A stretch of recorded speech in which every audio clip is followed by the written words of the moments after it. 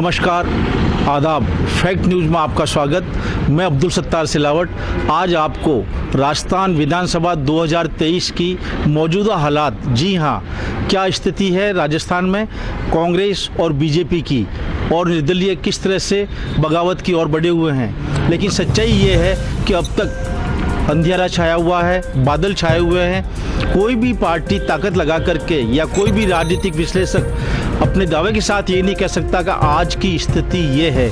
दोनों ही पार्टियां चुनाव प्रचार कर रही है। कांग्रेस और बीजेपी दोनों ही पार्टियां छत्तीसगढ़ और मध्य प्रदेश के चुनाव प्रचार से नेता फ्री हो चुके हैं और राजस्थान में तूफानी दौरे, तूफानी रैलियां और रोड शो हो रहे हैं। लेकिन सच्चाई ये है कि अभी तक कोई भी पार्टी दावे के साथ या कोई भी राजनीतिक विश्लेषक ये नहीं बता सकता कि कौन सी पार्टी आगे है। जी हाँ, एक बात इस चुनाव में जरूर खुलकर के सामने आई है, वो है स्वतंत्र। आपकी आवाज़, आपके मन में जो बात आ जाए वो आप खुलकर के किसी के लिए कुछ भी कह सकते हैं। जी हाँ, हमने मर्यादाएं लांघ ली है।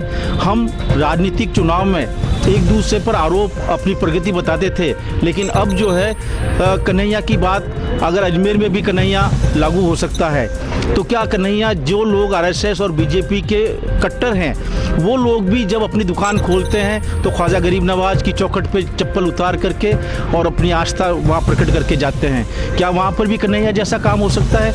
क्या मस्जिदें और गुरुद्वारे राजनीतिक चुनाव के लिए रह गए हैं? क्या इसी तरह से हम अपनी राजनीतिक बढ़ास, लाहौर में लड्डू बटेंगे, ये बात आईएसआई का एजेंट कह सकता है, लेकिन कोई नेता भी कह दे तो ये क्या है? लेकिन कोई बात नहीं, यही स्थिति दूसरी तरफ भी है। देश के प्रधानमंत्री की गरिमा नहीं देखी जा रही है, उनको जो है दूरबीन भेजी जा रही है। तो क्या रह गया राजनीति का मुद्दा?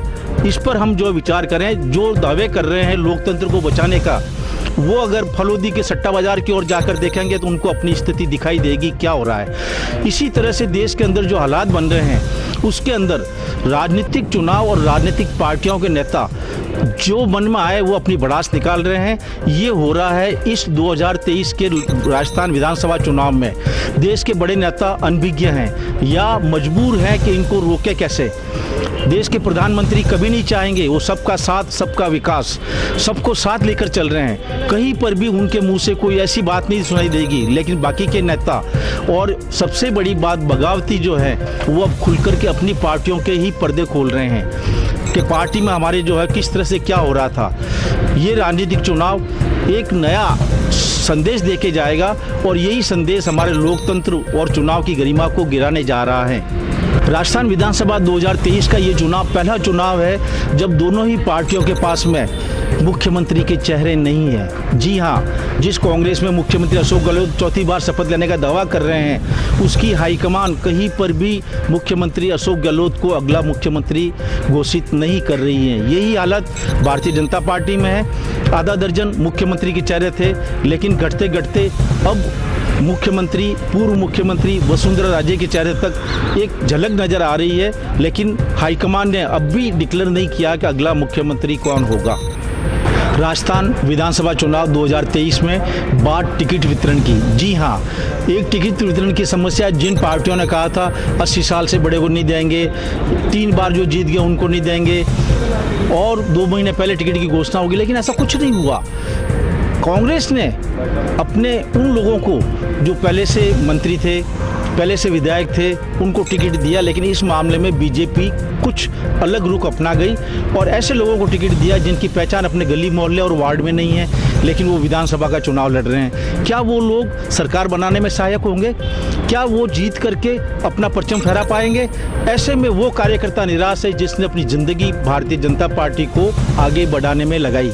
लेकिन आज जो स्थिति बनी हुई है उसमें उन लोगों को टिकट दिया है जो लोग अभी कहीं पर भी अपनी पहचान तक नहीं बना पाए हैं। ऐसे लोग क्या भारतीय जनता पार्टी की सरकार बनाने में कामयाब होंगे? क्या ये टिकट बंटने के जो निर्णय लिए गए उसमें कहीं कोई चूक नहीं हुई है पार्टी को? अगर हो गई है तो अब भी कुछ सुधार करना चाहिए। ऐसी राजनीतिक भूलें सत्ता से दूर रखती है राजनीतिक पार्टियों को। आज के एपिसोड में इतना ही। बहुत बहुत शुक्रिया।